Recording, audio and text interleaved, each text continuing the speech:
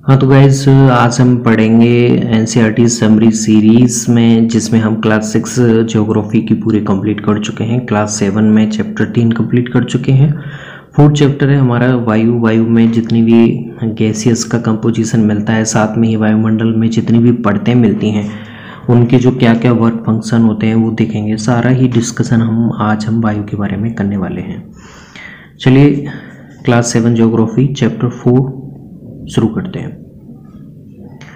तो हमारी पृथ्वी जो चारों तरफ से वायु की एक परत से घिरी हुई है, जिसे वायुमंडल कहते हैं। तो वायुमंडल में हमारे सांस लेने के लिए भी गैसेस हैं, साथ में ही फोटोसिंथेसिस के लिए जो प्लांट को चाहिए होती हैं गैसेस वो भी हैं, साथ में जो अदर बायोजियोकेमिकल साइकिल्स में भी जितनी भी गैसें चाहिए होती हैं वो भी यहाँ पे चलती रहती हैं पैरेलल में।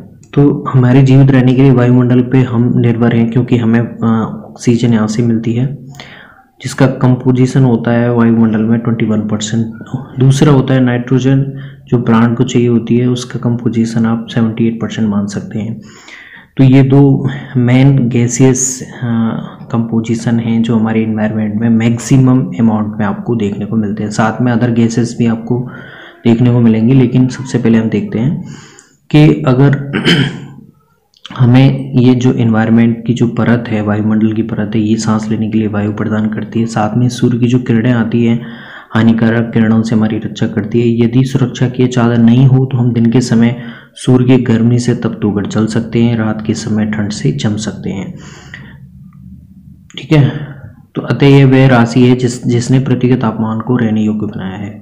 अगर आपने ग्रीन हाउस इफेक्ट का नाम सुना होगा तो ये प्राकृतिक परिघटना है, यानी कि पृथ्वी की टेम्परेचर जो न तो ज़्यादा गर्म है न ज़्यादा ठंडा है, उसे मेंटेन करने के लिए ये परिघटना होनी जरूरी है। लेकिन देखिए ग्रीन हाउस इफेक्ट गैस ऐसे ये हमारी पृथ्वी का एनवायरनमेंट है। ठीक है, अब यहाँ से सूर्य की जो किरणें आ रही हैं, ठीक है, अब अगर ये किरणें नहीं आएंगी तो हमारे जो सूर्य एक हमारा अल्टीमेट सोर्स है एनर्जी का।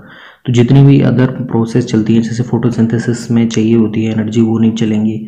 अदर्स वर्क भी नहीं होंगे विदाउट सूर्य की एनर्जी के। अब हमारी जो पृथ्वी है वो इंफ्रारेड विकिरणें उत्सर्जित करती है। ठीक है, अगर ये विकिरणें वायुमंडल से नहीं जा पाती हैं, जैसे पॉल्यूशन हो रहा है, ठीक है, ये नॉर्मल प्रोसेस होता है। जैसे गर्म होगा, इंफ्रारेड की जो विकिरणें हैं वो उत्सर्जित करता रहता है, तो इससे इसका टेम्परेचर है वो मेंटेन होता रहता है। ये सूर्य की किरणें आती हैं, इसे गर्म करती हैं और पृथ्वी अपनी इंफ्रारेड के रूप में एनर्जी को यहाँ से उत्सर्जित करती रहती है। ठीक है, तो इससे हमारी जो टेम्परेचर मेंटेन रहता है। लेकिन अगर क्या हो, अगर आपको पॉल्यूशन ज़्यादा देखने को मिल रहा है तो ये गैसेस जो परतें हैं, जो गैसों की एक परत वहाँ पे बन जाती है, और जो इंफ्रारेड विकिरणें हैं जो आपकी पृथ्वी उत्सर्जित कर रही है उन्हें वापस से यहाँ पे परावर्तित कर देती है। ये परावर्तित होकर और ज़्यादा टेम्परेचर बढ़ाएगी, तो पृथ्वी का जो टेम्परेचर है वो बहुत ज़्यादा इंक्रीज कर देगी, जिसे आप बोलते हो ग्रीन हाउस इफेक्ट। और ये इसका बहुत नेगेटिव इफेक्ट पड़ता है। शुरुआत में CO2 के फर्टिलाइजेशन इफेक्ट से CO2 बढ़ेगी तो आपकी फोटोसिंथेसिस भी बढ़ेगी। तो शुरुआत में आप देख सकते हो प्लांट की ग्रोथ भी ज़्यादा देखने को मिलेगी, लेकिन एक लिमिट तक CO2 फर्टिलाइजेशन इफेक्ट देख सकते हैं। उसके बाद में ये बहुत सारी चक्र हैं, जो गैसेस साइकिल हैं, वो बहुत इम्बैलेंस करने लग जाती है। तो भूमंडलीय तापन के लिए ये होना जरूरी है, लेकिन पॉल्यूशन नहीं हो तो ये एक लिमिटेड अमाउंट में होता रहता है। तो यहाँ पे ये बताने की ट्राई की गई है, जैसे ग्रीन हाउस इफेक्ट देखते हैं, इसमें CO2 वायुमंडल में फैलकर पृथ्वी से विकृत ऊष्मा को पृथ्वी रोक कर ग्रीन हाउस इफेक्ट पैदा करती है, और जो गैसेस होती हैं उन्हें ग्रीन हाउस गैसेस कहते हैं। और इसके अभाव में धरती इतनी ठंडी हो जाएगी, इस पर रहना असंभव हो जाएगा। लेकिन प्रदूषण के स्तर से वायुमंडल में इसका स्तर बढ़ता है जब इस ऊष्मा के द्वारा पृथ्वी का तापमान बढ़ता है। तो ये एक प्राकृतिक परिघटना है, लेकिन अगर पॉल्यूशन होगा तो बहुत ज़्यादा ग्रीन हाउस इफेक्ट होता है। उसके जो अमाउंट है वो नॉर्मल से ज़्यादा एबनॉर्मल वे में चला जाता है। इससे वहाँ पे ग्लोबल वार्मिंग आपको देखने को मिलेगी। ग्लेशियर हैं वो पिघलते हुए दिखाई देंगे आपको, और जो जलवायु चक्र है वो भी वहाँ पे बहुत ज़्यादा बिगड़ जाता है। ठीक है। तो दीर्घ अवधि में इसके कारण जलवायु में अत्यधिक परिवर्तन हो सकता है, जिसके फलस्वरूप कुछ जो जंतु स्पीसीज है, पौधों की स्पीसीज, वो यहाँ पे खत्म हो सकती हैं। तो हमें पॉल्यूशन को रोकना चाहिए ताकि ग्रीन हाउस इफेक्ट अपने प्राकृतिक रूप में ही हो पाए। अब हम मिश्रण देखते हैं गैसों का। तो नाइट्रोजन है जो प्लांट यूज करते हैं वो सीधे ही नाइट्रोजन नहीं लेते हैं, वो नाइट्रेट के रूप में लेते हैं। कुछ बैक्टीरिया होते हैं जो इससे नाइट्रोजन में चेंज करते हैं। प्लांट नाइट्रेट के रूप में ग्रहण करते हैं और इनके लिए जो नाइट्रोजन में परिवर्तित करने का कार्य वो किसके द्वारा किया जाता है, वो बैक्टीरिया होते हैं। जैसे आपने राइजोबियम पढ़ा होगा जो रूट नोड्यूल में मिलता है, सबसे ज़्यादा फेमस वही है, मटर कुल के रूट नोड्यूल में देखने को मिलता है।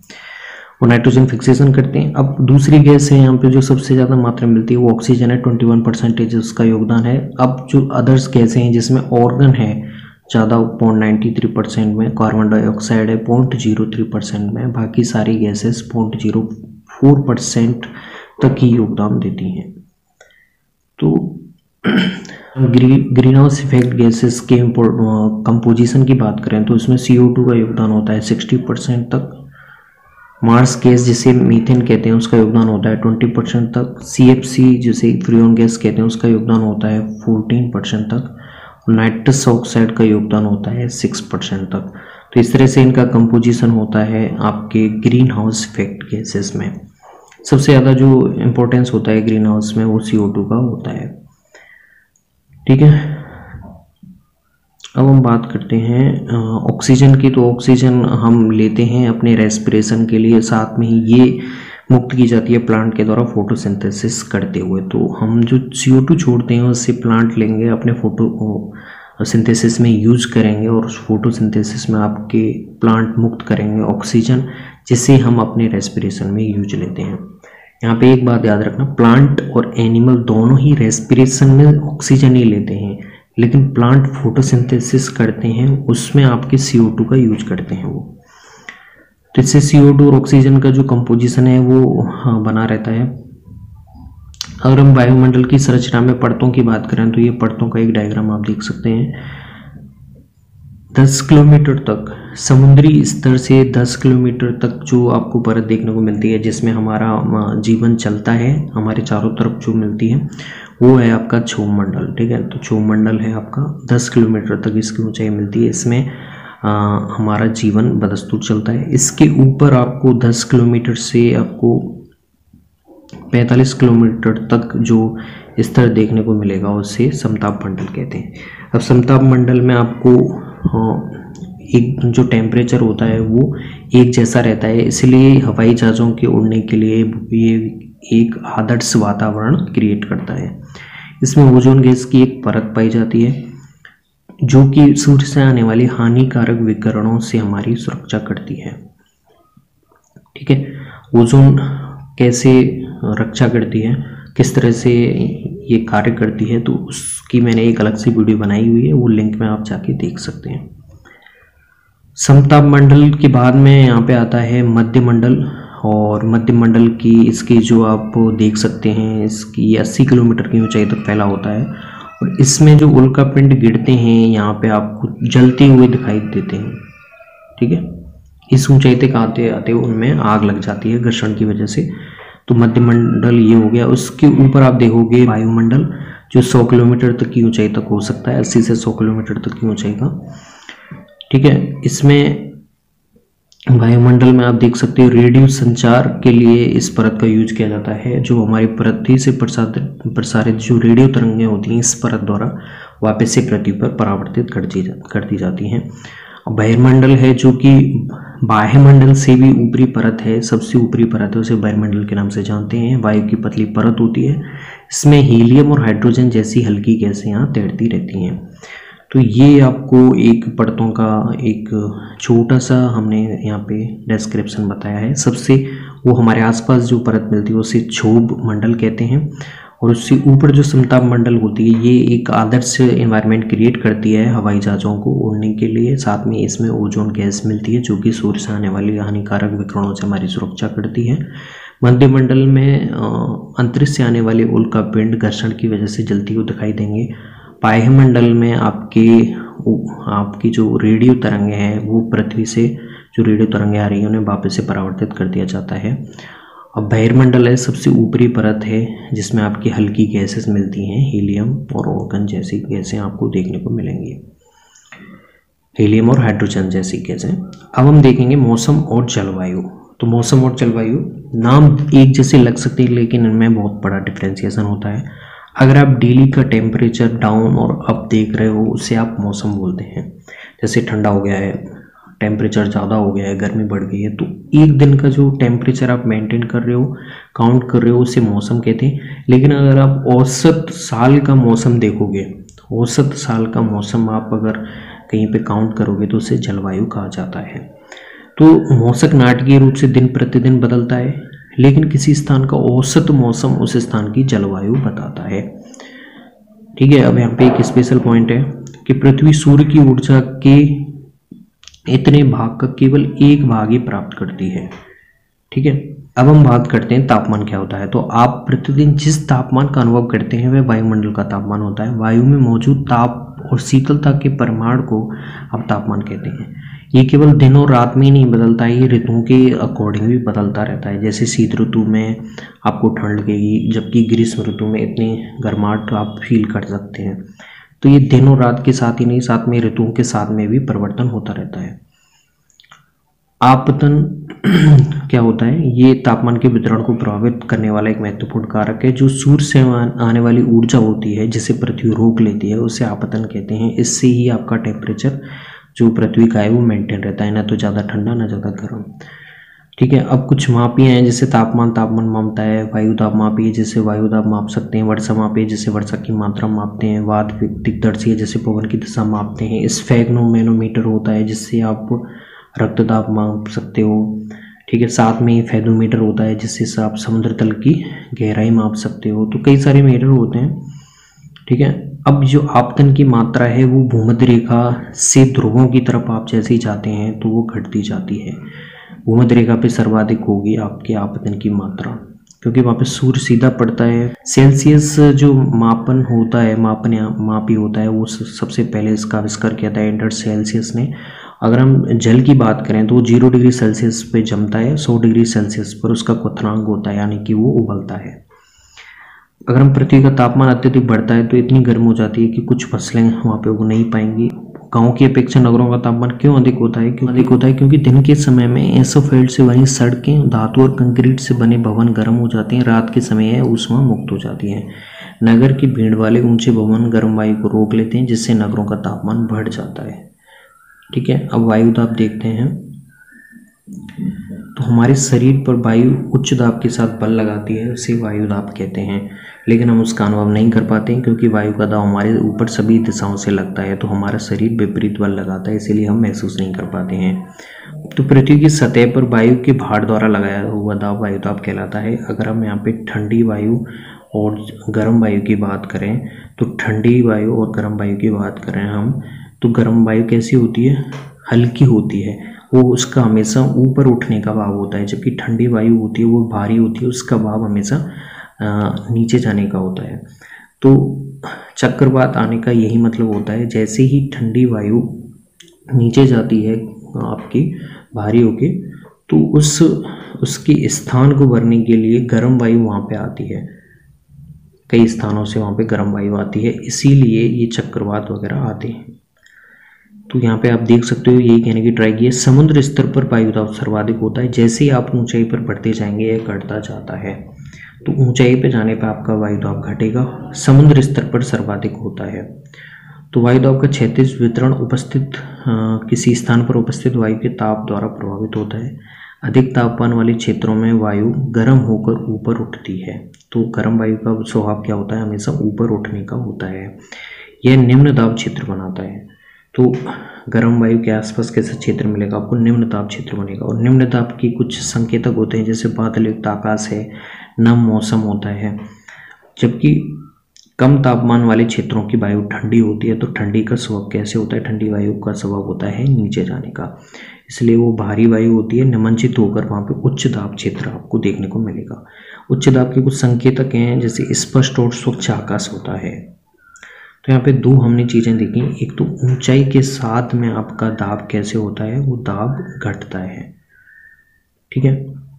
दूसरी हमने चीज़ देखी, ठंडी वायु का स्वभाव हमेशा भारी होके नीचे जाने का होता है और वह हमेशा नीचे जाके कैसा दाब उच्च दाब क्षेत्र क्रिएट करती है।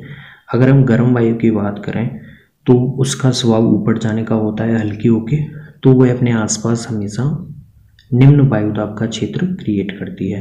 वायु हमेशा कहाँ से चलती है, उच्च वायुदाब से निम्न दाब की ओर चलती है।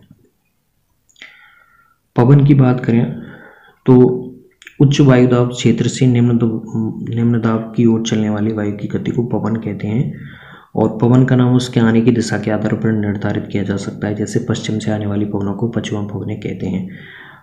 अब पवनों के विभाजन की तरफ जाने से पहले यहाँ पे हम देखते हैं कि चांद पर वायु नहीं है, वहाँ पे वायुमंडल नहीं है, इसीलिए वहाँ पे सुरक्षित पोशाकें पहनी जाती हैं, क्योंकि अगर वो नहीं पहनेंगे तो वायुमंडल नहीं होने की वजह से यात्रियों के शरीर द्वारा विपरीत बल लगाने के कारण उनकी जो रक्त सिराएं हैं वो फट सकती हैं, जिससे उनका जो हेमरेज है, ब्रेन हेमरेज या फिर रक्तस्रावन बहुत अधिक हो सकता है। तो उनकी जान की सुरक्षा के लिए उन्हें अंतरिक्ष पोशाकें पहननी पड़ती हैं, जिससे उनका जो दाब है वो विपरीत दाब नहीं लगे और वो सुरक्षित रहें।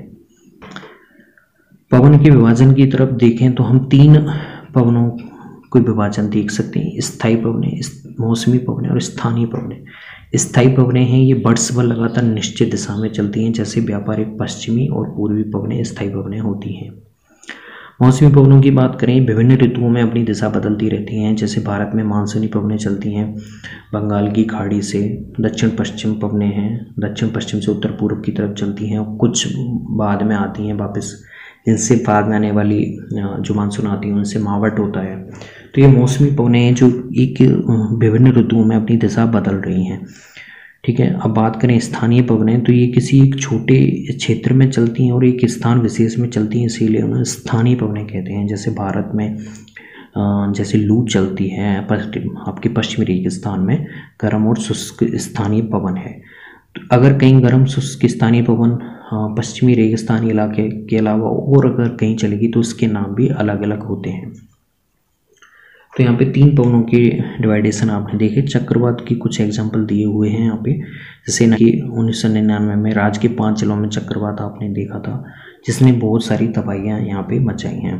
दूसरा एग्जांपल आप देख सकते हो 1999 में 25 अक्टूबर को पोर्ट ब्लेयर के निकट थाईलैंड की खाड़ी में, तो बंगाल की खाड़ी के आसपास वाले इलाकों में बहुत ही उच्च विनाशकारी चक्रवात ज़्यादा देखने को मिलते हैं। आर्द्रता की बात करें तो हम जब जल पृथ्वी और विभिन्न जलाशयों से वाष्पित होता है तो यह जलवाष्प बन जाता है। वायु में किसी भी समय जलवाष्प की मात्रा को आप आर्द्रता कहते हैं। जब वायु में जलवाष्प की मात्रा अत्यधिक होती है तो हम उसे आर्द्र दिन कहते हैं। जैसे जैसे वायु गर्म होती है तो उसकी जलवाष्प धारण करने की क्षमता है वो बढ़ जाती है, इसीलिए वह और अधिक आर्द्र हो जाता है। तो आर्द्र दिन में कपड़ा सूखने में काफ़ी समय लगता है, हमारे शरीर में पसीना है वो आसानी से नहीं सूखता है और हम असहज महसूस करते हैं। तो ये आर्द्र वातावरण के कुछ संकेतक हैं जो आपको पता होने चाहिए। अब जैसे यहाँ पे आप देख सकते हो ठंडी वायु है, उसका स्वभाव क्या है, हमेशा नीचे आने का, क्योंकि उसमें जलवाष्प संग्रहित है, जबकि गर्म वायु हमेशा हल्की होगी ऊपर जाती है। तो आप देख सकते हैं आर्द्र दिन में कपड़े सूखने में क्यों समय लगता है, और जब जैसे ही जलवाष्प ऊपर उठता है तो ये ठंडा होना शुरू कर देता है, यानी संघनित होकर वहाँ पे जल की बूंदें बनाता है और बादल क्रिएट करता है, और ये जैसे ही भारी होते हैं तो वहाँ पे आपको वृष्टि या फिर वर्षा देखने को मिलती है। तो इस तरह से ये चक्र चलता रहता है, ठीक है। जलवाष्प ऊपर उठता है, संघनित होके बादल बनाता है, और बादल जब इतने भारी हो जाते हैं वो वायु में तैर नहीं सकें तब ये वर्षण के रूप में नीचे आ जाते हैं।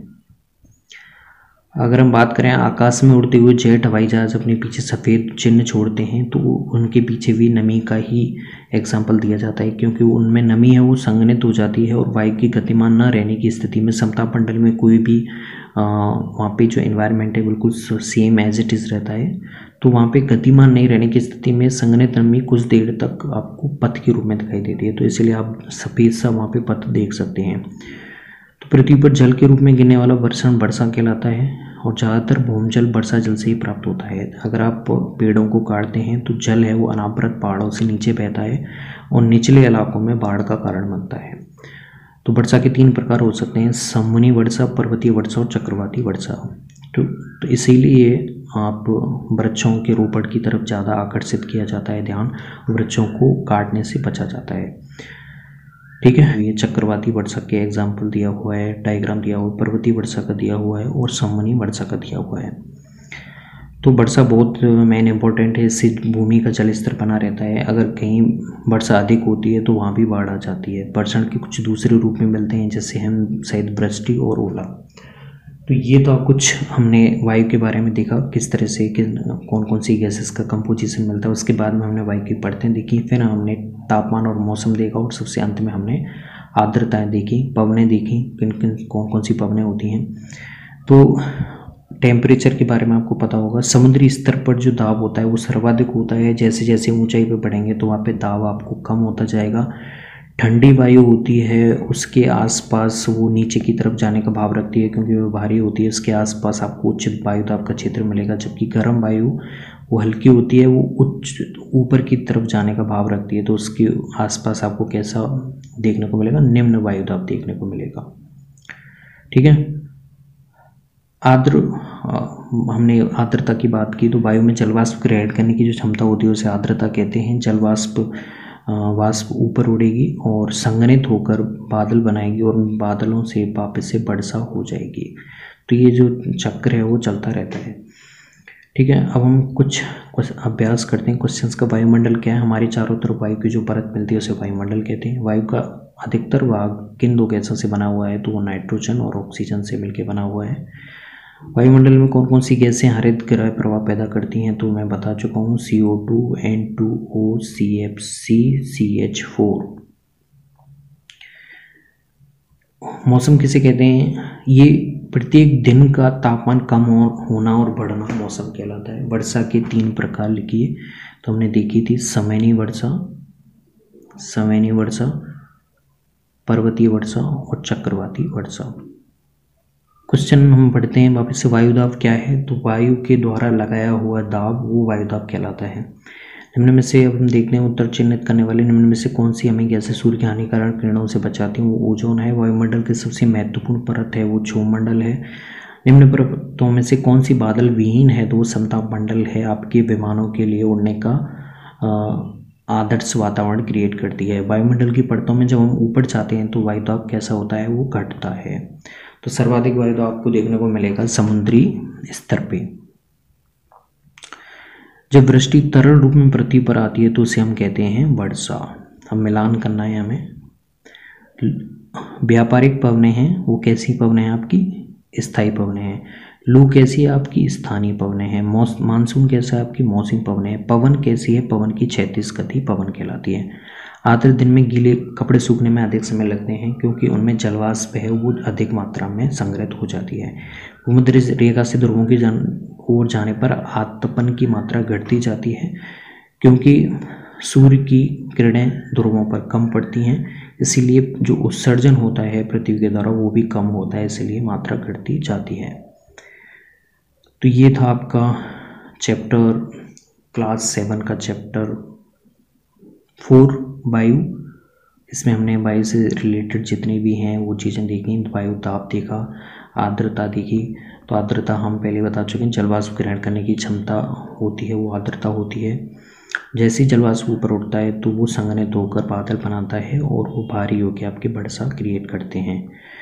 कुछ एग्जाम्पल देखे चक्रवात के। उसके बाद में हमने पवनों का विभाजन किया, स्थायी पवनें, मौसमी पवनें और स्थानीय पवनें। और उसके बाद में, उससे पहले हमने देखा था वायुदाब के बारे में हम अच्छे से डिस्कशन कर चुके हैं। आतपन देखा और मौसम और जलवायु के बारे में बात की और कुछ परतों के बारे में बात की।